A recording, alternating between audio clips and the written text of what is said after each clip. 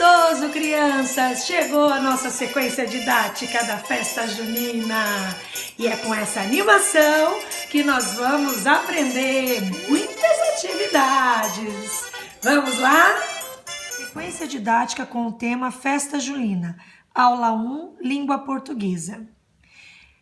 Nós colocamos aqui Festa Junina porque a nossa sequência didática ela está iniciando no mês de junho. Mas é bom a gente frisar para vocês que a festa junina ela acontece em todo o nosso Brasil em homenagem a 3 santos populares que são comemorados no mês de junho, que é Santo Antônio, São Pedro e São João. Quando as festas se estendem em julho, nós damos o nome de festa julina. Existe até as festas agostinas. Todas elas, tanto a festa julina quanto a agostina, elas também têm o mesmo estilo da festa junina, com bandeirinhas, com danças típicas, com comidas típicas. Por que isso? Porque o povo brasileiro gosta muito de festa.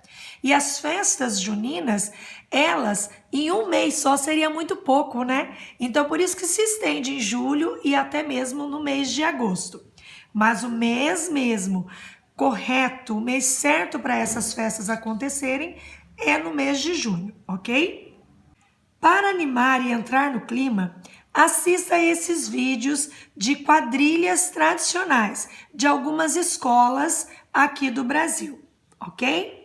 Bom, em seguida nós colocamos aqui umas mensagens que cita comidas típicas, bandeirinhas, brincadeiras, trajes juninos. Dentro dos trajes juninos, vale ressaltar que o traje típico da festa junina é roupa remendada, chapéu de palha, botina, né?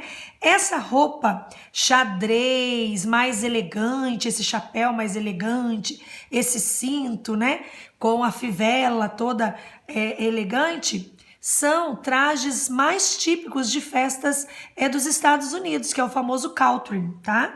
No Brasil, o traje mesmo para as nossas festas juninas, elas lembram mais o interior dos estados, né? As regiões mais rurais do estado, tá? Dos estados.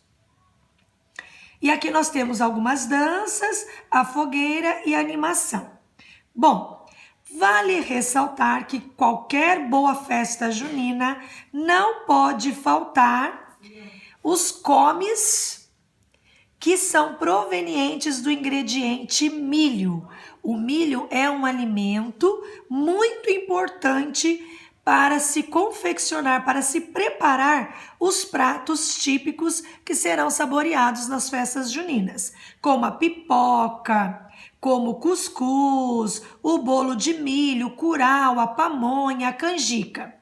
Mas, além desses pratos, nós temos também o famoso cachorro-quente, né, que é servido em todas as festas juninas. Nós temos também o pinhão, os docinhos, pé de moleque, né, a paçoca que vem do amendoim, o pé de moleque também vem do amendoim. E nós temos como bebida o vinho quente e o quentão. Na minha família, nas nossas festas, que a gente faz todo ano, festa junina, nós introduzimos também o chocolate, que é muito saboroso. Bom, depois que nós conversamos aqui sobre a festa junina, o mês que ela ocorre, o que é tradicional na festa junina, nós vamos então disponibilizar aqui para vocês uma receita de bolo de milho fácil. Essa receita aqui, ela vai ser usada para responder as questões 1, 2, 3 e 4. E também para entrar na gramática, usando na gramática o assunto verbo. Muito bem, receita. Receita é um gênero textual. Esse gênero textual nós encontramos em receita, em bula, em em um manual de instruções, em móveis que nós compramos, em eletrodomésticos, em aparelhos eletrônicos, que nos trazem informações de como nós devemos proceder para montar, para mexer em determinado objeto, em determinado produto comprado por nós. Esse gênero textual que traz essas informações passo a passo do procedimento, ela recebe um nome. Qual é o nome desse gênero textual? A receita, ela segue essa regra. Olha só, ela primeiro traz os ingredientes, o modo de preparo, o rendimento, quantas pessoas conseguem comer dessa receita de um bolo, e o tempo de preparo. São informações importantes, precisas, para que a gente possa realizar esse bolo, tá? Como qualquer outra receita. Muito bem. A questão 1 traz aqui a pergunta. Receita também é um gênero textual. Que gênero é esse? Jornalístico, instrucional ou conto popular? De acordo com a alternativa que você colocar aqui, você vai para a questão 2 e vai dizer qual dessas 3 afirmações está relacionado a esse gênero textual, dando a característica dele. Para que serve esse gênero textual?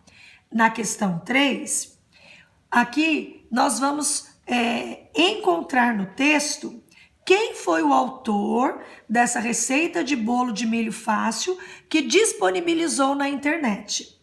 E este mesmo autor, ele sugeriu algumas facilidades que podem acontecer nessa receita. A substituição de alguns ingredientes, segundo ele, que não irão comprometer o gosto e a maciez dessa receita. Muito bem. Depois de vocês realizarem essas 4 questões, nós vamos para a gramática abordando o tema verbo.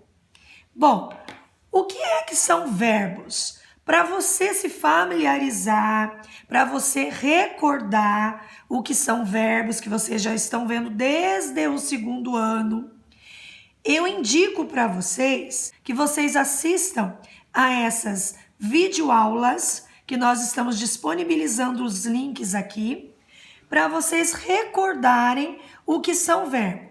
Mas eu vou também dar aqui uma pincelada para facilitar para vocês. Bom, verbos, na verdade, são classes de palavras. Os verbos, eles indicam ações, estado e fenômeno da natureza. O que são verbos que indicam ação? A própria palavra já diz ação. Pegar é ação de pegar.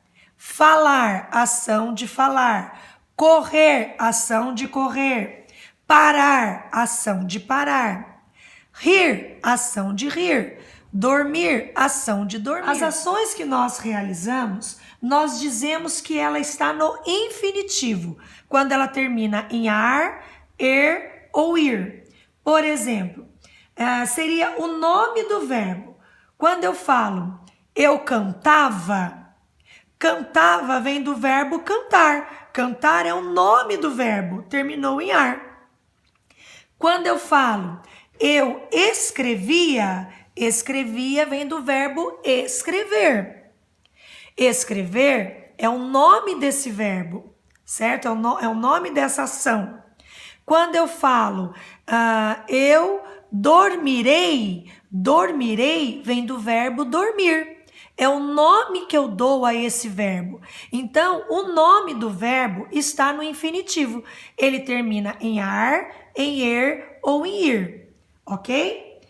No dicionário, todos os verbos, eles aparecem no infinitivo. Se você procurar no dicionário, por exemplo, pintando, você não vai encontrar. você vai encontrar o verbo pintar, porque pintar é o verbo no infinitivo, ou seja, é o nome dessa ação, pintar. Ok, crianças? O verbo também, ele indica estado. O próprio nome já diz, é o modo como eu estou. Por exemplo, eu estou feliz. Eu estou doente. Ela é bonita. Então, estou, eu sou alegre.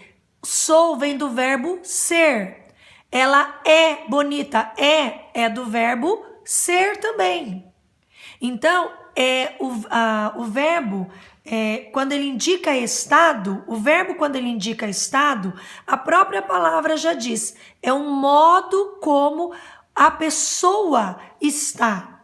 Feliz, bonita, ela está doente, certo? É um estado, é um modo como a pessoa se apresenta. E os fenômenos da natureza, o verbo, ele independe da ação de uma pessoa. Ou seja, os verbos que representam fenômenos da natureza acontecem na natureza. Ou seja, independe da ação do homem. Choveu, nevou, ventou, relampejou, esfriou, amanheceu, anoiteceu. Independe de mim. Eu querendo ou não, o dia vai anoitecer. Eu querendo ou não, vai ventar. Eu querendo ou não, vai chover. Então, fenômeno da natureza são ações que independem de nós. E sim, são fenômenos que ocorrem na natureza. Por isso que se diz fenômenos da natureza, ok? Muito bem, o verbo, ele também se apresenta no que nós chamamos de modos verbais. Os modos verbais são 3. É o indicativo, o subjuntivo e o imperativo. Vamos recordar aqui. Indicativo, quando os verbos, eles determinam uma certeza. Então, por exemplo, eu falava. É certo isso, eu falava, é uma certeza. Eu falei, é uma certeza. Eu dormi, é uma certeza. O verbo, aqui no indicativo, ele determina algo certo, algo que aconteceu, ou que acontecerá, ou que está acontecendo, algo certo. O verbo no subjuntivo, ele não dá uma certeza. Então, os verbos, quando eles estão no subjuntivo, a gente vê que ele está escrito assim, se eu falasse, se eu amasse, se eu cantasse. Tá vendo? Ele não dá certeza. Ele mostra para nós que se eu cantasse, a festa seria animada. Tá vendo? Então, ele não dá uma certeza que eu cantei. E no imperativo, o verbo, ele dá ordem. Eu brinco com vocês, crianças, eu costumo brincar com os meus alunos que as mães só usam o verbo no imperativo, porque as mães amam dar ordens, né? Pegue, filho, coma, escove os dentes, deite, levante, durma, acorde, né? Limpe. Então, as mães gostam muito de usar o verbo no imperativo. O verbo no imperativo, ele dá ordem. Ele indica ordem, que eu faça algo, né? Que alguém está me mandando realizar. Por exemplo, a gente vai, às vezes, numa praça, tá escrito lá, não pise na grama. Né? Ele tá dando uma ordem, não pise na grama. Coma direito, escove os dentes. Então, o verbo no imperativo, ele está dando ordem. Existem também os tempos verbais. O que são os tempos verbais? São 3. O verbo pode apresentar-se no presente, quando ele está acontecendo, no passado ou pretérito, que indica que o verbo, que aquela ação já aconteceu, ou no futuro, que aquela ação ainda irá acontecer. Então, os tempos verbais, presente, passado e futuro. Presente, eu pego a caneta. O verbo está no presente. Eu peguei a caneta. Eu peguei indica passado ou pretérito. A ação já aconteceu. Eu pegarei a caneta. Indica que a ação vai acontecer em um futuro. Que a ação irá acontecer no futuro. Eu pegarei a caneta. Então, os verbos, eles também podem se apresentar em 3 tempos distintos. Presente, passado ou pretérito e futuro. Muito bem. Aí nós vamos voltar aqui à receita de bolo e vocês vão procurar no modo de preparo, vocês vão localizar, identificar quais são as palavras ali que são verbos.